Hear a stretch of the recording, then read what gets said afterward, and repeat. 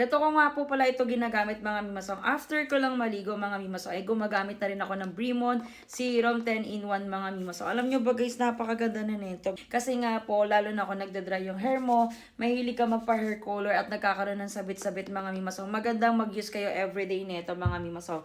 Kumbaga parang hair treatment nyo na din to sa sarili nyo, sa buhok nyo mga mi.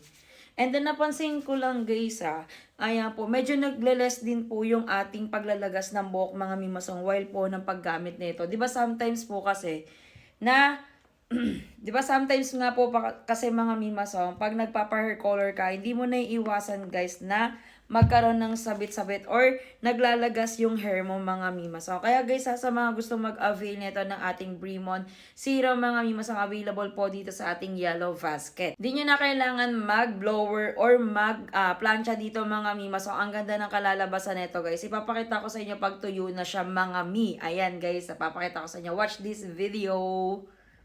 Eto yan guys, nung natuyo na siya mga mimasong, talagang laglag din siya guys. Ayan guys kumbaga yung ating dry hair po is nagiging smooth siya. Ayan, kaya sa mga gusto mag-avail dyan guys ng Bremon, ayan guys, i-check out nyo na.